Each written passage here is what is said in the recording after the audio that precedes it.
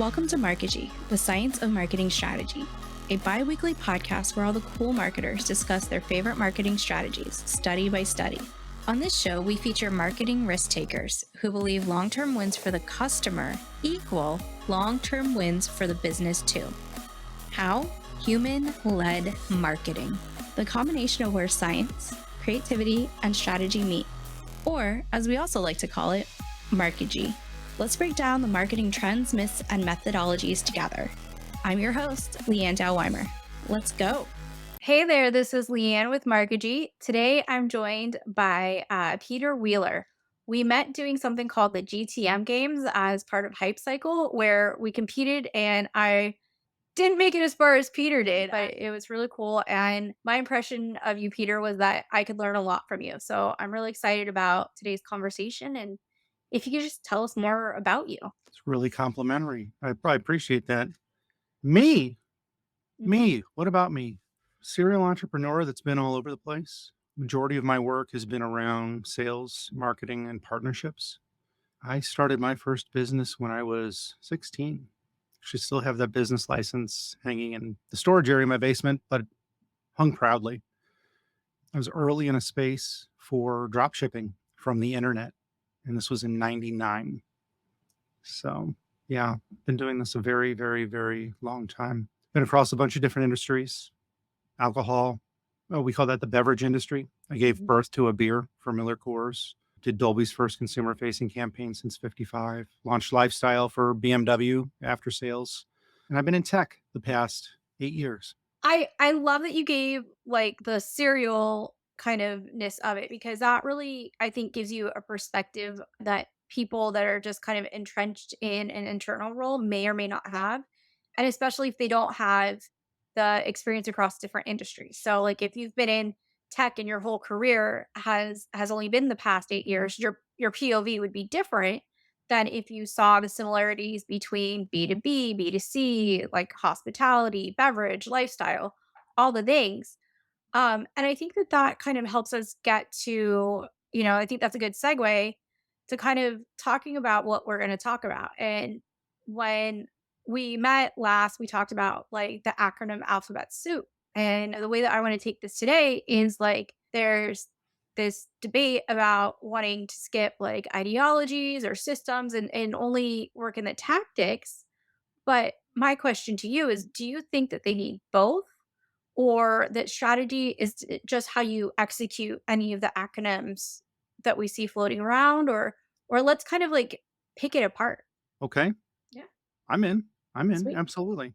So let's just kind of think about the top level acronyms is that I hate. I think it's an important differentiator, but still kind of trivial is B2B versus B2C, right? So my thing that I think is that they're more blended than they're not. We're actually playing with initialisms. That's a term that I got to learn this morning as far as acronyms go. It's an acronym where you're pronouncing the letter. Yeah. Which is kind of neat. Here we go. Hill or die on game. I will advocate for B2B and B2C when first built, when first ideated, made sense as separate units. Just like you could say business to enterprise now. And maybe that's where the consumption of B2B into B2C is coming from. In my history, I've worked in the tri-sector model, meaning private sector, which I think we're all familiar with because we're participants in, the nonprofit sector, and then also the public sector, which is government across anything from federal civilian, like the Parks Department and I think NASA, all the way through Department of Defense and intelligence community and county government. So yeah, I think that verticals are often needing to be distinguished, and historically that made sense. But I will say that there are some new acronyms that are blurring that line. My experience for companies that are blended with it, one company being blended in itself and then working across different ones, that at the end of the day, it's people. And you can't reinvent how people operate just because of their role. But and so to me, the idea that, you know, people need to understand people as the premise and then go through the next stages of how do I approach this problem and how do I solve it? And then they should start considering some mix or fluid combination of different pieces of the acronym soup that we see as like GTM motion or PLG or sales led or community growth or ABM or this or that. That it kind of needs to take a few steps back and start at the foundation. One thing that people keep trying to acronym and they can't, which is jobs to be done, JTBD. Nobody seems to be able to fire that one off. And I truly, I'm falling back in with you on that one. That's where buyer empathy comes into play. We're now selling and marketing to resolution of an issue. And I'm excited about that. I think the beyond the benefit of acronyms disappearing and smushing together, we've got this new the term that I've been hearing a lot more lately, and it's not a new term, it's just I've been around the right kind of people, is empathy and buyer empathy, which has helped in the messaging where you're not trying to sell a feature to a technical decision maker and you're trying to sell a price point to a business decision maker and you're explaining all these returns. The return is I have a frequent thorn in my foot. I don't want a thorn in my foot anymore. You know, in automotive, we would always advertise against like how quickly service could be done or how inexpensive service could be done. But what the customer was looking for was a vehicle that could get them to and from work. So, how quickly you could do something or how inexpensively you could do something was completely irrelevant if the vehicle wasn't doing what they had expected it to do.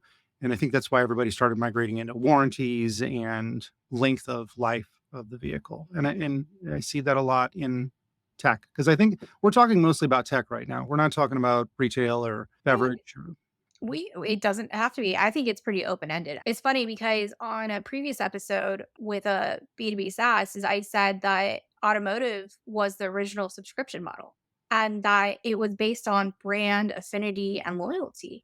Mhm. And if you listen to a lot of pop culture music or country music, they reference specific brands, automotive brands, as if it's part of their identity. No, one of the arguments I've always made with people is that buyers refuse to be educated at some point, and that point is comfort. I can't tell you how many times somebody has told me that their cell phone is better than mine, or told me that their provider is better than mine. And I ask for qualitative, quantitative, any form of proof that that's the case. And even anecdotal, there's nothing there because there's no comparison. Like, I've been with this provider for 10 years. I bought this model of phone every time the new release happens on a regular basis for those same 10 years. So there's no perspective. And what I'm starting to see that's really cool is that consumers are using that style, that perspective of others in a way that a good referral is worth 1,000 hours of research. And a lot of it is because it's more than just this is what I've always had. And going into automotive, it's this is what I've always had. And this particular car has great memories. This particular car was reliable. This particular car suited every need we had. And the manufacturer was able to augment and adjust and provide a different model that handled the next evolution of what we had going on. And I think that's the same thing with properly done SaaS. Mhm. And we've never, as marketers especially, we have an obligation these days in the marketing process to be full cycle. We can't do tofu work anymore because honestly, we're running out of customers to prospect to. And if the customer care isn't great, if the documentation isn't great, if the experience is not the same as you promised as a marketer or that was signed off on by a salesperson, you're going to lose them. And you're going to have the only thing worse than an unhappy customer is a vocal unhappy customer. So, yeah, hear Yeah. you. I'll stick with that analogy. Yeah. It reminds me of something that I've heard people that I work with say is that, and I've taken it to heart, is we don't want to just piss off a wider swath of people with our marketing. We don't want to just, we have to be integrated to know what they're going to be delivered so that we can accurately portray it and so that, we aren't getting all that blowback that could have potentially happened. Um, and then angry reviews that if we're managing social media or we're managing the contact us box, like, we're the ones that if it's not sales that gets it, it's us. Or, customer service. We are involved with the complaints. So, coming back to this alphabet soup idea, let's kind of think about how do we define some of these acronyms, and if the lines are so blurred between all these things, can we even make these lines? And I love the moment where, you we were talking about having, like an acronym, and me saying what I thought it was and you saying what you thought it was. And you're like, no, no, no. It would have been my fault as a marketer for not setting you up for success. I think TAM was the instance that we Yeah. had playing, and you went total addressable market, and I went technical account manager. Yeah. It could be, there's so many of those. But I also like it when people say something clever or fun to like make fun of it. I think that's some of my favorite memes. But as far as, like, defining some, what are some that you think are poorly defined as far as, like, in the alphabet soup that's, like, really trending right now that you would, like, say, "Hey, guys, this is what this should mean, and this is what it does mean." Oof. Uh, the the area that I see issue in is new acronyms and things like what happens is everybody uses the same words now. It's Yeah, not like total addressable market and technical account manager. It is things like PLG. I think everybody agrees it's product led growth. What product led growth means to different organizations is many different things. Some look at it as a 14-day free trial that leads into some sort of enterprise sale, and that's exclusively what they do. Or they look at it as some sort of freemium model where they're selling add-ons persistently, or that it's a scale-up style situation. And it's kind of like religion. Everybody's right in their own perception and the way that they pursue it, but you don't necessarily have to agree with it, understand it, or have a taste for it. And community led growth is that way. Really, anything that's led growth right now is that way. And what's sad is a lot of organizations are adopting a new acronym to try and display that they're an innovator. So when you have software as a service and platform as a service, okay, great. Now we're going to add like data platform as a service. No, it's a completely different pillar. It's a completely different tier. We're not at all the same as that. Customer platform as a service. Like, no, folks. It's like we don't drill down with acronyms. We drill down with results. And so, yeah, I think all new acronyms. I think we've run out of them. Like they say, there's no such thing as a new song. I think we've run out of acronyms. And right now, we just do things so we can toss them on the tail end of our resume, and recruiters know what to look for. And reminds me of God, what 8 years ago when Growth Hacker became yeah, real big, and the acronym for that at this point is just hack. It was however an organization could find somebody to do 3 jobs the cheapest way possible, mostly digital. Like, if you disagree with me on what if that's what a growth hacker means, feel free to hit me up on any channel you can find me on. But yeah, that's where we're at. yeah. I mean, and I think that one of the things that we talked about before too was, like, is the premise the problem? And when you say something like, the organization is now trying to cram 3 jobs into this trendy title, the premise of how business is done is part of the problem that creates the new trending acronyms. Now, do I think we're at the end of the acronyms? Oh man, I'm sure there's someone out there that's going to find a new one, and they're just going to reinvent the wheel, and just put a new spin on, something. And especially with AI. So now we're calling it an AI acronym that we haven't previously had, much to everyone's pain. I keep looking over at my, like, list of prompts because before every episode, I try to keep myself on track. One of the things that, that I try to investigate is what are the risks of doing certain things. And so from what you just said, it sounds like that some of the risks of reusing acronyms or just continuing to interpret it without one standard definition, is part of the game. It's part of what life is. But it's also where the risk comes because if a company says that they're doing a PLG and they're looking for investors and they use the acronym wrong and they turn off investors, then maybe they don't get the investments or they get angry investors, which is almost as bad as no investors. So, what are some of the other risks about, like, just our work as marketers with being too gung ho or not using the acronyms or, just any of it that you see. I mean, the whole purpose of an acronym is to be lazy. So right there, we are intentionally being lazy. And then you have to step up this whole other situation of defining what your version of that particular acronym happens to be. I was on a show this morning where um, corporate social responsibility, CSR, was the category that all these social impact professionals were in. And there was a little lift over the past year, year and a half, where it switched to CSI. And almost everybody agrees that it's corporate social impact.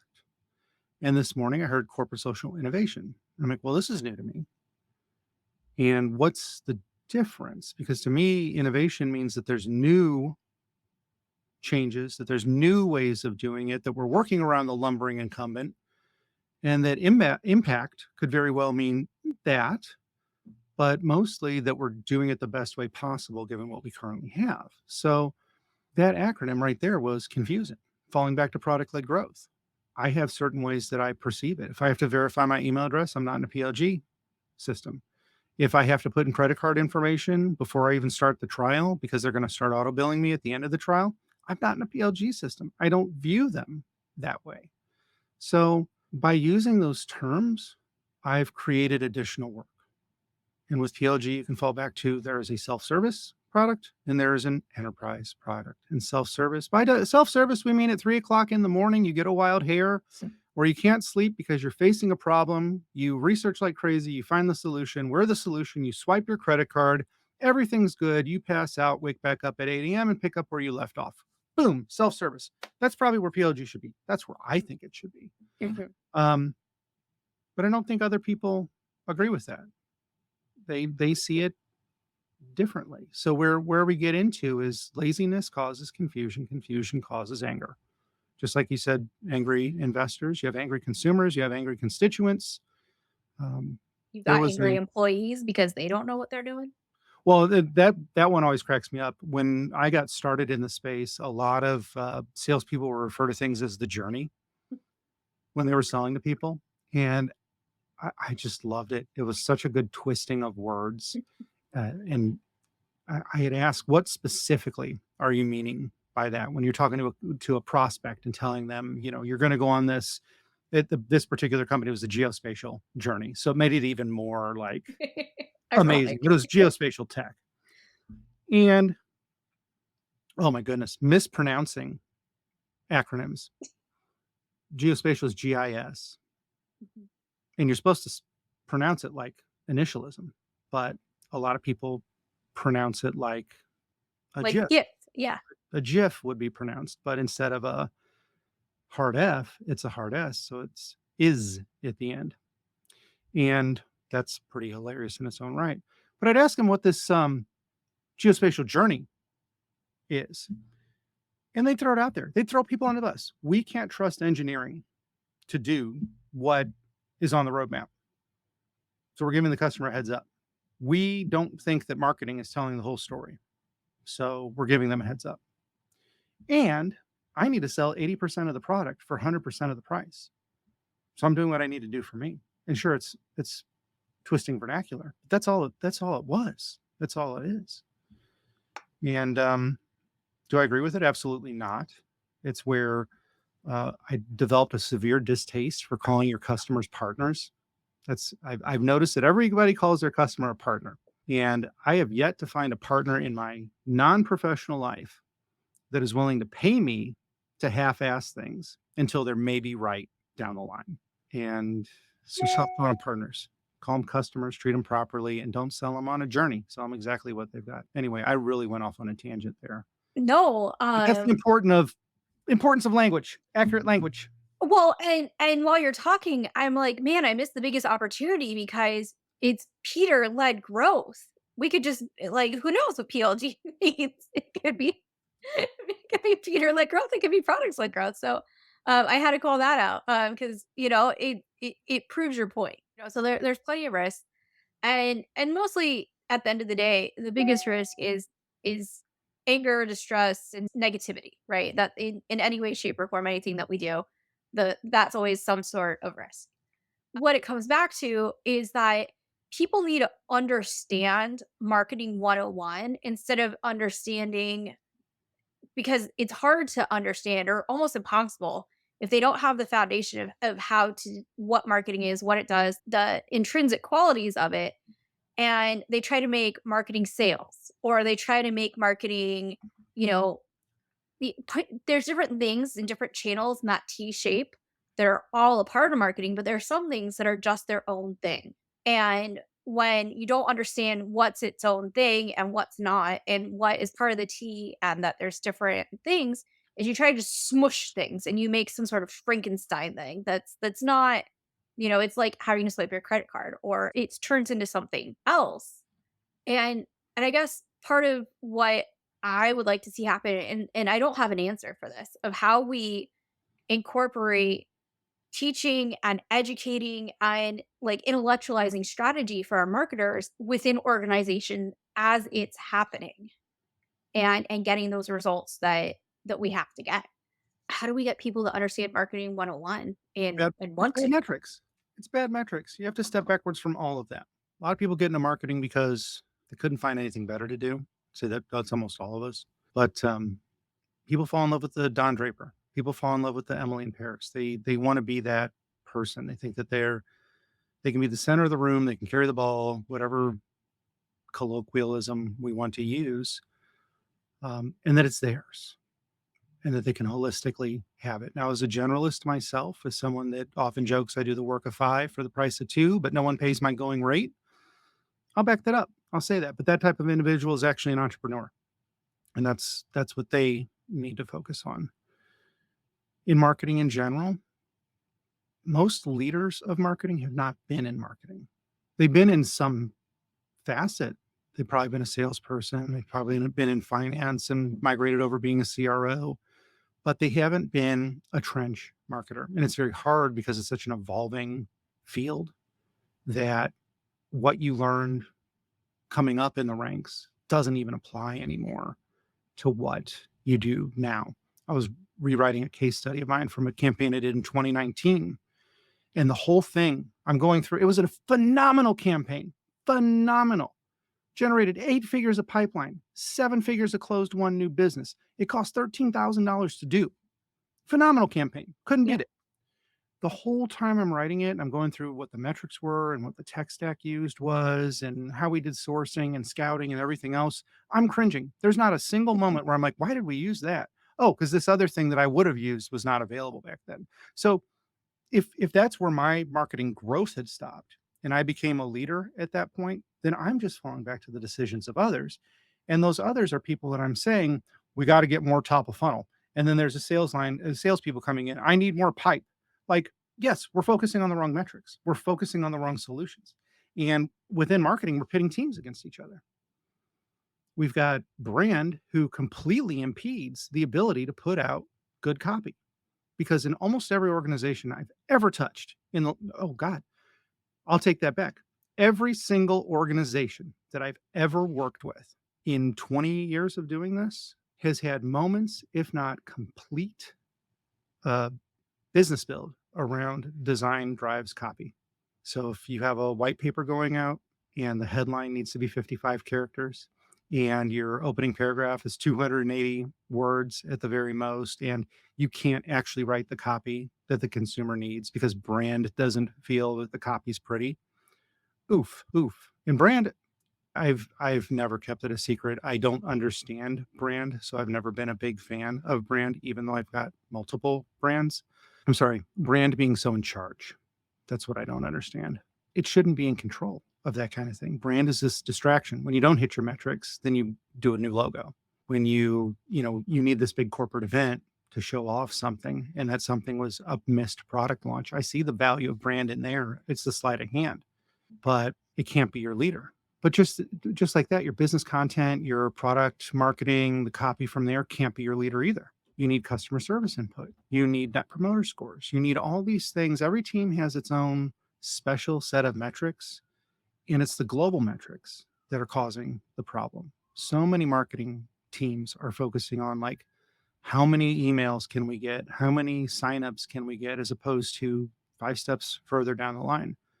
How many of those signups converted into something? How many of those signups, like, stayed live longer than 24 hours? That didn't just unsubscribe after we sent them their Uber Eats card from our ABM campaign. I think leadership not understanding the tools, the product. I've been in so many organizations where people that are bleeding marketing and sales actually don't know the tech that they're selling and marketing for. American Auto on NBC is a great example of that. The brand new CEO, and she doesn't even know how to drive a car. I am once again going off on a tangent, but I feel you gave me a safe space to say very unpopular things. Yeah, I love tangents. That's why there's prompts and not a script. There we go. So we'll get into that as well. Sales and marketing blend. Well, yeah, I mean, here's the thing is that like while you're talking about brand, is that I define brand not an acronym, but just a component of the T differently than you do. Mhm. To me, what you're describing is the design. You're describing the fonts and colors Layout. and the fluffy stuff that matters, very important, but fluffy stuff.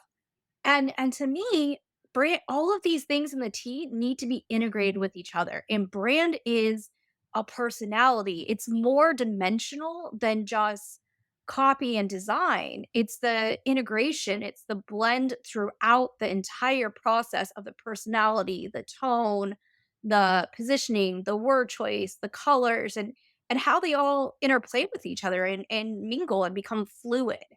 And so I agree that static brand, when we care more about making sure that we have a blue box here and this Google font there and this, many characters just for the sake of this many characters is flawed. But when we integrate, just like if we integrate demand gen or we integrate any of these things at all stages of the marketing foundations and we blend them and we stop siloing them, it can be so powerful It to goes accept. across all disciplines. My claims to fame, all the pictures behind me, my best stories are from events and experiential. Yeah. And people hear that and they go, "Oh, wow, lucky you. You get to stand in a trade show booth with short shorts and hand out flyers all day and then run up a big bar tab." And that's, oh, I wish. Neither of That's those things actually happen. yeah. Oh boy, me in short shorts. Anyway, that's, you know, it's crazy if we have disdain for each other within an organizational unit and seeing where the conflict is there and introducing one of the most painful acronyms to that team now are BDRs or MDRs, or as most of us call them now, the lowercase XDRs, because everybody's going to throw a new letter in the front. I mean, number one, that's the most abused role in any organization. You take someone that's fresh out of nowhere and give them some scripts and toss them into shark infested waters to do the hardest part about prospecting and hand off deals to AEs that are either interested or not interested without any kind of explanation of why they would or would not be interested. And you expect your XDR team to take phenomenal and immaculate notes and review their own calls and get so many dials in per hour and then hand it off to your sales team who maybe writes 2 words, maybe spins up an opportunity, maybe does nothing. And now that person's in marketing, I but mean, reporting into sales. don't tell my life story how I started off having to make cold calls and now I'm in marketing because I was like, "Man, I would just rather make this job easier for everybody." Mhm. Um, I enjoy the part where I'm not the person getting hung up on or cussed at or feeling, like I'm standing in a booth just shouting at strangers to talk to me and they don't wanna talk to me. When you come from sales and I think there should be take your marketer to work day and take your salesperson to work day. And just like there used to be take your daughter to work day, I hope that still happens or child, but where they shadow you and they see what it is you actually contribute because that's where I think the one of the blocks to collaboration is that no one knows what each other's jobs really are. They just know that they're trying their hardest and maybe, you know, that somewhere down the line or up the line, it's just not working the way that it should. Um, and that's why I think sales and marketing are should be blended to align, right? There needs to be some separation. They should have empathy. Yes. Let's not blend them. They should be empathetic of each other. And that's having been in both of those seats, been a sales manager, been sales on the floor, I've been CMO, I've been, interim head of on many different things. In the commonality, you get them both in the same room and you let them say their piece at the exact same time. You're going to have two voices that say, "You don't support me." Not "you don't understand me." Not "we can't get along." Not "we're on a different path," but "you don't support me." I was joking with Trevor Van Warden. If you don't know him, he's a great guy. He's got a bunch of these live shows and just a very interesting fellow. And he's been around for a very long time across multiple industries. And he's a sales guy. But he was joking with me. He says, "You want an unpopular opinion you can say in a public place?" I said, "Sure." He says, "Don't quote me on this, because there's nothing more dangerous than a prospecting AE." Mm, I agree. It's like it's a bull in a nursery. I can visualize that so quickly. It's morbid, but yeah, It that's what a prospecting AE is. It's yeah, funny 'cause he and I both come from the prospecting AE world, and then we're marketers, and then we're AEs again, and then we're marketers again, and then AEs again, and we see why it's not good. empathy. You gotta have empathy, and you gotta collaborate, and that's where why I was like, "Yeah, shadowing," because then, someone who's only ever been in sales, they don't know what to ask for support, right? Because sometimes you have to in order to get help, you have to know what help you need, and you can't know what help you need if you don't know what else is happening, and that's, you know, um what hill I'll die on is that silos suck. And that's such a safe hill to die on. It's so safe. It's not like everyone can agree on that, but not everyone's willing to do the work, to have the empathy to break it down or to reach out or to set aside. And sometimes once again, back to repeating myself, it's the premise is the problem. They have limited time and energy and priorities and they have to execute on certain things, and finding that time can be very, very difficult. So I guess the blending, I'll throw this out as a suggestion. The blending needs to be that everybody owns everything from end to end. The blending should be that marketers carry quotas. I was a quota carrying marketer for all of my tech career, Mhm. not just the past couple of years where I'm at, all of my career. And we look at it. It's not just about clicks on a page, form fills, all that stuff. So many people love their form fill event as a metric, but it's not. It's not a legitimate metric. Now, if you have closed one and you can tie your campaign to it and you can see all this activity, it's great. It's what you want. That should be the metric. But your FFE is only an element of the calculation against your actual metric. Yeah. I Why mean, do we hold back on that? Is it because we think it's unfair? Is it because a bunch of marketers are going to stand up and say, "That's not my job"? Or my favorite, which is what I've heard for 20 plus years of doing this, marketing can't be held accountable for sales. that's mine. You You know actually what? use that term? No, but here's Okay. here's here's where here's a situation that I was in. I was responsible for very, very top of funnel brand awareness, brand, customer persona developing, extremely top of funnel things. And I had no access, no power, no involvement in anything beyond my extremely top of funnel place. I had no power for email. I had no power for website. I had no involvement in anything further down the line. And I was being held to business generated based off the very top of funnel things that I was doing, even though I had no access to anything else, whether it was sales, whether it was the rest of marketing further down the line, any of it. And so I refused to be held accountable because I was like, look, I can get you traffic to your website. I can get you, people that would be willing to join your email list. But if you don't have a pop up or if you don't make it so that your website can convert people and you don't give them the pathway forward and you fumble it, you can't hold me accountable.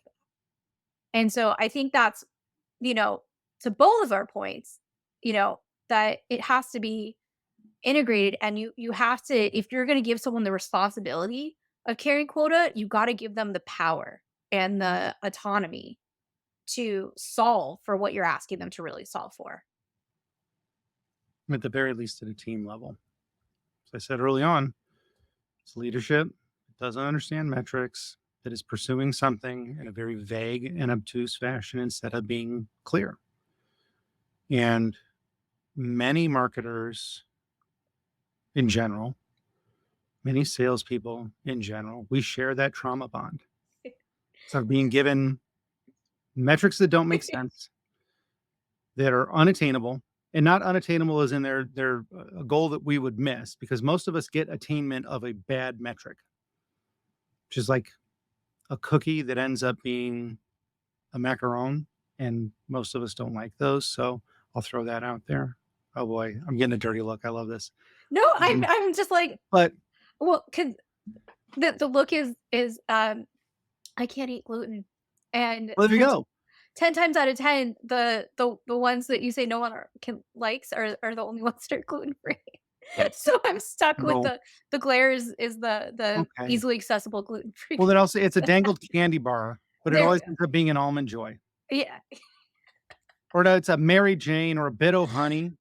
I like almond joys. We're just not compatible You on can have all snacks. mine. We'll go trick or treating together and we dump it out on the floor. It'll make life so easy. I'll take all the Reese's. You can have everything else. Perfect. Um, Um, I'm still not endorsing any brands and I'm not disparaging any brands, but I mean, seriously, marketers get access to Gong.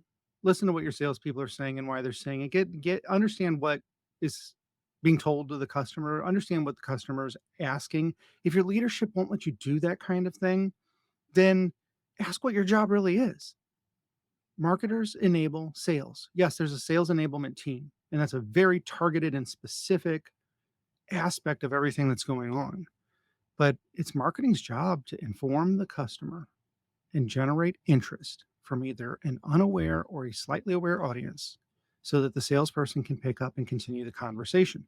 And if you're saying, because you're siloed, you're saying different things, then how's the customer going to feel? And we're not even going to factor in the product team who does whatever they want to do. It's shiny object time, pick and choose on the roadmap, no prioritization. I'm picking fights today. I don't know what's up with me. I'm But in no, marketing, I love so all these teams. It's yeah. just we're in an unfair competition with each other. It's a lack of collaboration. Right, and no one's saying that we all need to, like, sit in a circle and sing Kumbaya, but, there needs to be, It's the uh first part of RTO. First day everybody's back that you have to do that just to make Yeah, them extra miserable. right, and then you have to awkwardly pick tables during lunchtime, Okay. let's just go back to high school. But, I think that if we look forward into what's really gonna work in the next 5 to 10 years in the future of marketing, or what we think it should be, I think that it sounds like we both agree that there's some pretty broken bits and pieces to it, and that the path forward is going to require work from all levels, and maybe not taking that out on the very entry level people that are just doing their best, and they are thrown into roles where they're just calling 500 touches, 600, some ungodly amount of calls a week, or the person that's brought in to be a coordinator, and they're just doing what they can, but the top of it needs to understand the fundamentals, and they need to understand and bring people together. So let's circle back to the earlier topic. We're making acronyms to feel better about what we're doing, to add some level of glamour on it. And we're being told we have to do gated content, which is a horrible idea. Another hill Right. I'll die on. And to justify people not accepting gated content, we start expanding what that term means. And then that's where we get to FFEs. And we qualify to the executive team. We sell it up. We had we had a 2000% increase in FFEs. Oh, that's good. That's a great increase. And then you give them some sort of tidbit that aligns to gated content, or that it aligns to some form of sign up, when it's really just this amalgamated bucket of any type of customer interaction. And it's because the metrics we're given suck, and we're really good marketers and we're really good salespeople, and we can invent new ways, new interpolations of delivering the message, selling the journey to the executives. Yeah. So, are we self inflicting this harm by instead of saying this metric doesn't make any sense, let me offer an alternative metric and here's how it influences revenue? Instead of saying that, we're just saying, yes, sir, absolutely, no problem. But when I present, I'm going to call them this other acronym because you'll love it. And we'll have sold it into the zeitgeist by that point, and you can repeat it to the VC firm and they'll eat it up too. We have a VC. PLG motion. We have a PLG motion. What does that exactly mean? We're working on starting PLG. We actually have PLG. Is it LaCroix where it gives a hint of PLG? Who knows? Could be any of it. Could be all of it. I want to know what you meant by the acronym of PLG when it was referencing LaCroix. But Well, so so okay, no, that's the that's that's the yeah, danger this of is the acronym as point. well. When you look at acronyms, we always don't want to name things in a way where they can be mocked. But then we create acronyms that open the door for mocking. We all know what MLMs are. Mhm. We all know what they are. Mommy's losing money. I mean, The joke it's lands because because it's true. we know the premise, we know the product, we know the intent, we know how this acronym was made up to take the sting out of something that is not right. It's not multi-level marketing. How does that even make any sense? Well, I mean, in a pyramid, there's lots of levels. That's a scam. It's a scam. And the thing But about if you call it MLM, then people are like, "Oh, wow, that's cool. the That's a new industry. I love that." yeah, it takes away the red flag. It lets you get scammed. It preys on the people that aren't aware. Okay, so now executives are toddlers. They're making unreasonable asks at unreasonable times for unreasonable quantities, and we're placating them with made up stuff. We're But giving them what they shouldn't be having under a different name. yeah, yeah, we're feeding them candy at 9 p.m. for sure. But the premise is the problem, right? The structure of a corporation dictates that the corporate thing needs to feed itself. It has to fuel a machine. And the only way to fuel a corporate structure is to increase stakeholders well and to increase the share value and to do these bigger things. And it turns into the more. And if you give a mouse a cookie, they're gonna want blah blah blah. Well, if you give a A glass of milk. corporation, yeah, a glass of milk, but then it turns into more than just milk, right? If you give a corporation PLG, they're just gonna want more PLG. They're just gonna want more ABM. They're just gonna want more, because that's how it's legally dictated in its existence. And because it's a part of this bigger economy. And not that corporations are the only ones that have to do that. In order for a nonprofit to continue being a nonprofit, it has to bring in revenue and donations in order to grow and scale and then help people or places or things that it's supposed to be supporting. So I think it's just, how do we function? This is a question I don't really want answered. It's rhetorical. How do we function within a system that dictates these things that then perpetuates them or incentivizes making these things or new versions of these things? I already answered that. I already did.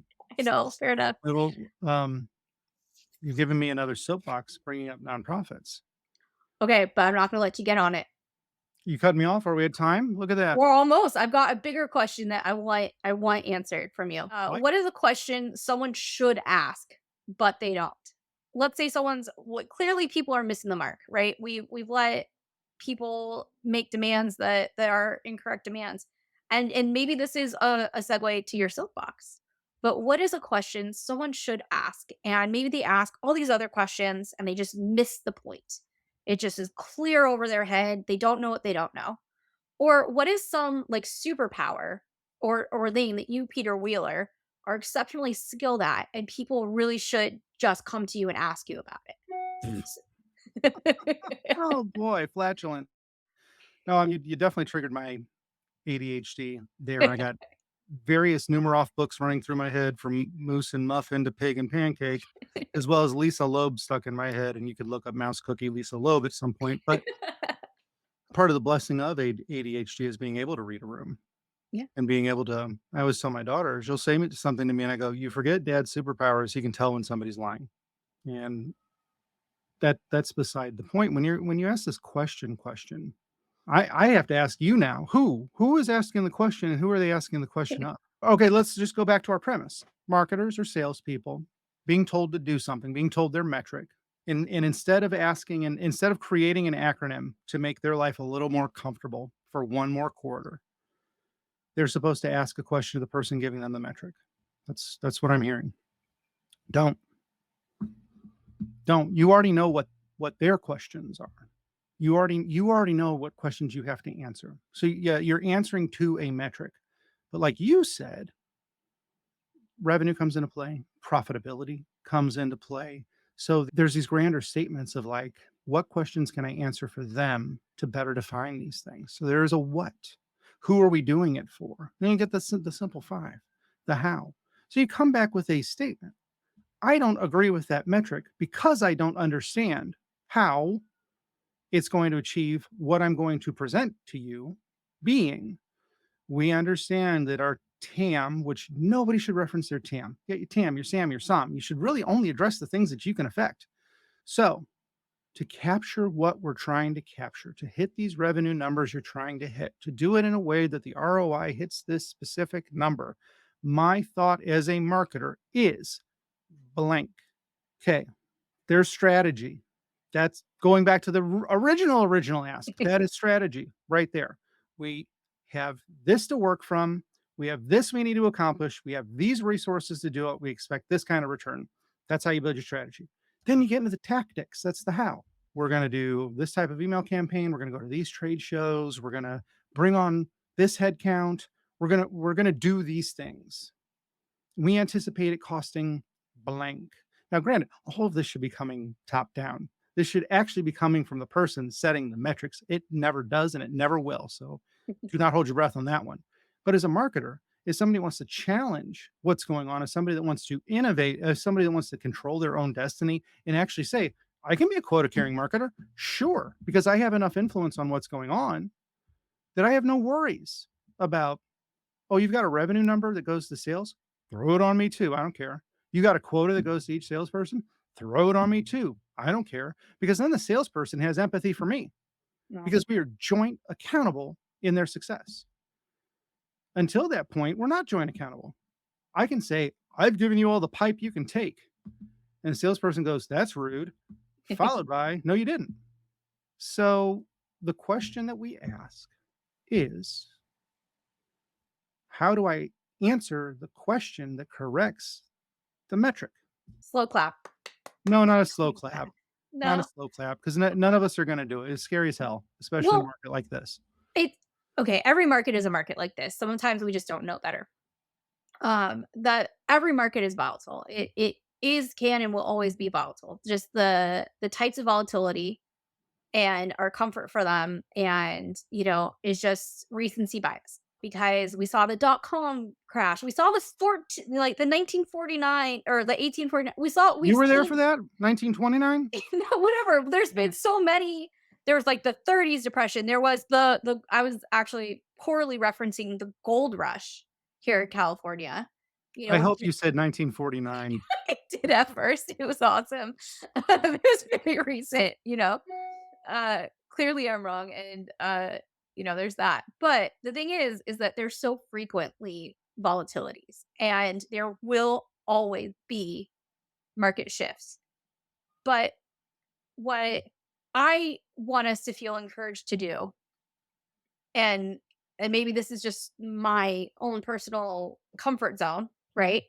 Is I try to educate myself the most. What I did was I educate myself on how businesses function. And then I can say, as a marketer, now I understand the business functions, and now I can kind of bring my slice of the pie and try to weave it into all this other stuff everyone else has to do and not take over their departments, right? I'm not a software engineer. I am not an accountant. I am not a financial analyst. I am not a lot of things. I'm a marketer. But when I understand that, we have 5% margins and I need, this much investment in order to get this much growth or, hope for ROI, then I can start to try to take ownership of the things that need to be taken ownership of for that strategy to work. But you don't have Now, that obligation. Like, you no, can't say we no, have a 5% margin. That's the executive that team needs to that's their problem. go to packaging and pricing or go to product or go to finance and say, "Why is it at 5%?" "Oh, we're doing a massive debt pay down right now." "Oh, okay, that makes sense." Right. But But I can kind of like backwards in my numbers to be more digestible is what I'm trying to say. That it's not, the onus isn't on me to fix the margins, but I can, you know, and in my current role, not my duties. So I want to be very clear that it's not everyone's job and responsibility and obligation. But for marketing leaders, let's say like the CMOs, CROs, like, once we get to a certain level, they can try to collaborate with the things that they need to do in order to backwards in numbers that are realistic right, and that matter. which is why our obligations as feet on the ground are to understand what the goal is, understand why that metric might have been chosen, and use our expertise to better apply it. Yeah. I don't know if you've ever met Marcus Kauke, but he and I have had some great conversations. He's got these 3 C's that people hire on, and the one that always stands out to me is competency. It's a curriculum. Where'd you go to school? What did you graduate with? Because it's gonna be out of date by the time you've been in the workforce for 5 years. And you got culture, which is usually, do you think like me? And it should be, can I stand being around you for most of my day? And competency is the last one. Have you done this before? Is really the question of competency. So we're hiring on the wrong things and we're expecting that out of people. And best of luck to everybody. That's all I got to say. Don't fight the system. That's not the point. It's not the point. Have empathy for others, both your peers and colleagues, as well as an executive team that has a lot of pressures on them that are relying on you to come up with the right strategies and the better metrics to hit to accomplish the goals that they've had dictated to them. That's it. Well said. I could have said that nice right from the beginning. We could have cut the show down to 2 minutes. Instead, I was just trying to make fun of everybody's job and rile up folks, and nobody's listening right now anyway. So there we go. Well, I would say that if someone has gotten it to this point in the podcast, that what they should do is they should tell us via email or comment when we post this or whatever method you want. Tell us, if you were a mouse and you had a cookie, what type of cookie you would choose. And I'm just curious just to see, the social experiment of who actually emails us with the cookie. Thank you for joining me today, Peter. If anyone wants to get in contact with you, what's the best way for them to do it? Peter led growth on everything. You can start with peterledgrowth.com and go from there. And I'll offer an alternative challenge. Feel free to message me with either how you've stood up in the past to make things better using empathy, or where you have a problem right now, your concept around solving it. And if you want to spitball on doing it, I'll be there for you. Awesome. I think that's a better challenge than my cookie one, but Oh, but it's always chocolate chip. You're gonna get that by, like, default, and then there'll be folks that hang out in the fringe with, like, Scotch oatmeal cookies or thumbprint cookies. fair enough. If anyone wants to email me, just go for info@markigy, markigy.com, or find either of us on LinkedIn. I would say we're both pretty active on that platform. And thank you for listening. And as always, just talk to us. Talk to us about any of this. That's really where we get our enjoyment out of. And I personally love conversations like this. So thank you for taking the time. No problem. I was here to dissent and wrap people up. Awesome. You've been listening to Markigy, the science of marketing strategy. If any of the strategies we talked about today inspired you to learn more, try them. Remember, the perfect strategy doesn't exist, only the one that gets done. Subscribe to our show on your favorite podcast player to make sure that you never miss an episode. Thanks for listening. Until next time.